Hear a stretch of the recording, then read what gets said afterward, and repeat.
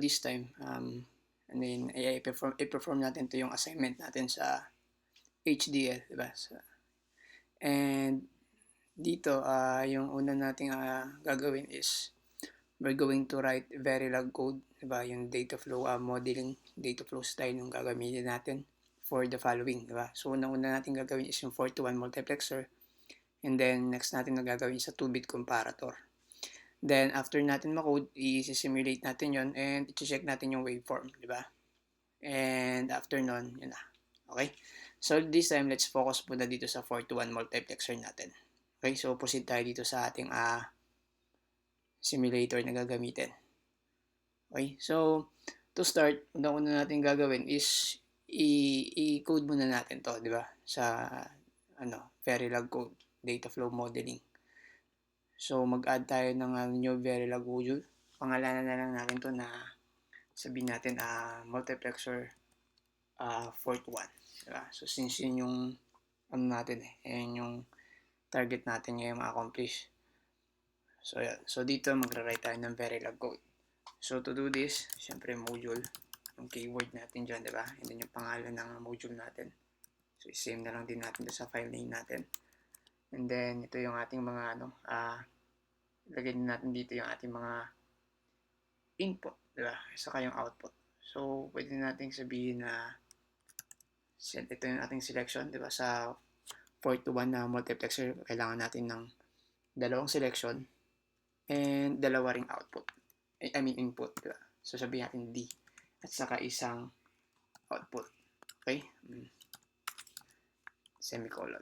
So, dito, i-assign natin kung ano bang yung mga parameters natin na to sa taas if they are input or output, diba? So, syempre yung selection natin, input yan, diba? So, input, gamit tayo dito ng array, diba? Yung syntax natin dyan. So, ibig sabihin 1, this is composed of 2 bits, diba? From 0 hanggang 1. And, selection yun, diba? And then, another input, diba? So, ito namang input natin na to is para sa D, yung D natin. And kailangan natin ng 4-bit dyan since 4 to 1 nga to na multiplexer. So, ang magiging syntax natin to is 3 is to 1, diba? So, from index 0 to 3. Okay, so ito yung most significant bits natin. Kaya, ganyan. And D. Okay? And then, after nyan, output, diba? Yung output natin na Y. Okay? So, ganyan lang kasimple. Now, assign tayo, di ba? So, mag-a-assign tayo ng value natin sa output Y. Okay? So, ngayon, ang natin dito, pagbabasihan natin dito, yung anong ipe-perform natin, di ba? Is yung Boolean expression ng multiplexer na 4 to 1, di ba? So, nag-search na ako and ito nakita ko sa Google. So, ito yung kaniyang Boolean expression, di ba? So, yung selection 1, selection 2, selection 0, and then, yung ating input na 3, di ba? Or yung, kasi from 0 to 3, yun yung ating input, di ba? So, total of 4 inputs. So, ang gagawin natin dyan is, susundan lang natin to, di ba?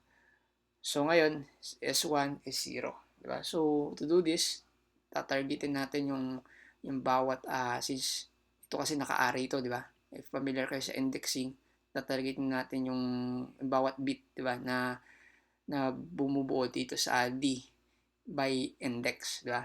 So, katulad dito, yung S1, so dito yan siya sa selection, di ba? Yan na yung S1 natin. So, gagawin natin is cell, tatargetin natin yung index niya na 1, di ba? So, nasa index 1 siya.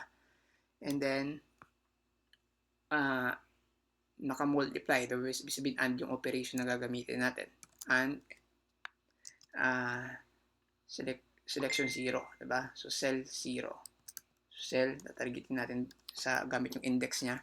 Then, another and para sa input 3, diba? So, D3. Okay? So, yan na, nakabuo na kagad tayo ng first natin expression, di ba? And ano siya, combine siya ng plus. So gagamit tayo ng OR na operation, di ba? So yung vertical na yan na bar, di ba? And para mas ano na lang natin. Mas maganda yung para mas malinis tingnan, di ba? I-format natin na ganyan. Another line tayo para sa susunod na expression. So next expression natin is ito. Is 1, is 0, naka-negate, and then input 2, di ba? So S1, copy na lang natin to para i-modify na lang para mabilis. Haba na ng video eh. So S1, S0 ay 2, di ba? Cell 1, cell 0, which is naka-negate. So dadagdagan lang natin yan ng not, di ba? Na operator. At saka I2, di ba? So papalitan na natin ito ng 2, ang index niya. Then vertical bar na naman para sa OR, di ba? Underline tayo. At sa copy lang ulit natin. S1 naman yung naka-negate, diba? And then input 1. So yung cell 1 natin, in-negate natin to. Tanggalin natin yung negation dito sa cell 0. Then yung itong input natin na to, nasa 1 na naman. Okay? And then S1, S0 naka-negate, and then input 0. Okay? So another vertical bar. Okay? Para sa OR natin yun, yung vertical bar, diba? Yun yung symbol niya. And pareho na naka-negate yung selection 1 natin sa selection 0.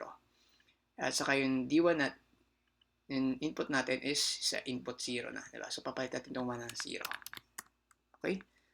So yan, ayan lang. Ayan na yung ano natin. And then i-end module na natin yan. End module. Okay? Parang yan. Alright? So ganyan lang kasimple. Okay, cell 1, ito, D3, then naka-negate, okay, so okay na, save code natin, okay, then proceed, balik tayo sa main, mag-insert tayo ng sub-circuit natin, yung ginawa natin na yun, na multiplexer na port 1, so ito na yung, ano natin, parang IC, diba, ngayon simulate natin to, diba, so sa selection, kailangan, this is a 2-bit, diba, 2-bit yan selection natin, so kailangan natin ang 2-bit na input dyan. So, deploy tayo ng input. Adjust natin yung bit width ng dalawa. Connect. Sorry. Ayan. Then, adjust natin yung bit width ng dalawa. At connect natin sa selection. And then, another input para naman sa D natin, which is 4 bits naman ang kailangan niya, diba? So, 4 yung bit width dapat niya. So, i-set natin sa 4. Ayan. And, i-connect natin. Ayan. At saka para sa ating Y, which is yung ating output na 1 bit. So ito yung output natin.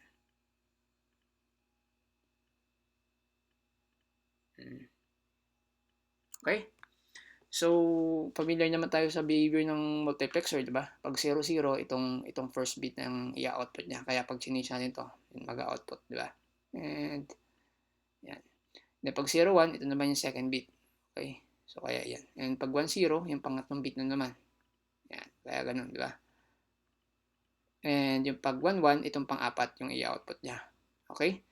So, ganun lang kasimple. And working yung circuit natin. Ngayon, check natin sa yung waveform niya, di ba? Gamit itong timing diagram niya. So, ito yung maganda dito sa simulator na to, may built-in na rin na timing diagram. So, para makita natin yung waveform niya, add tayo ng flags, di ba? So, taan mo natin to para So, ito is para sa cell. Adjust lang natin yung identifier niya. And connect natin siya dito. Yan. So, kailangan natin i-adjust yung bit width niya ng 2 kasi 2 bits ngayon kailangan natin dyan. Okay? And then, another,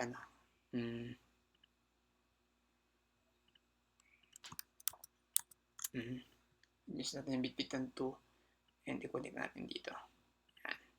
Okay, another flags para dito sa ating D, which is 4 bit to. Adjust natin yung bit width ng 4. And connect natin dyan. Yan. At saka another flag para dito sa ating output. Yeah.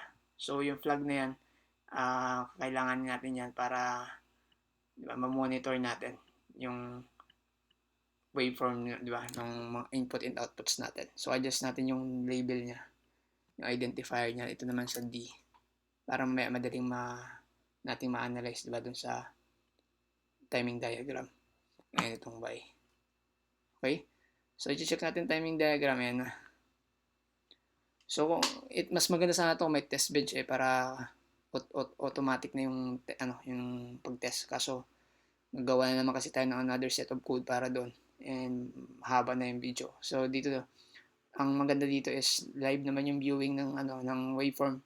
So, pag any adjustment or inputs na mabago is automatic nagre-reflect dito. Like for example, select natin is from gawin natin 0, 1. Okay? So as you can see, gawin natin to.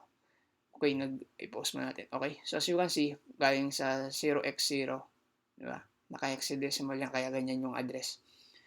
Ay naging 0x1, di ba? So ibig sabihin, nag-change tayo sa selection natin. Ito, selection.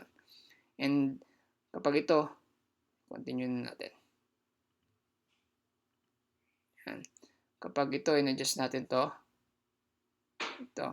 try natin yung output natin na ipa-high, di ba? Yan, nag-1. As you can see, yung ating waveform, di ba? Galing sa low, nag-high, di ba? Yung output natin. Okay, and yung D natin is nagkaroon din ng changes, di ba? So, from 0x0, naging 0x2. Okay? So, yun.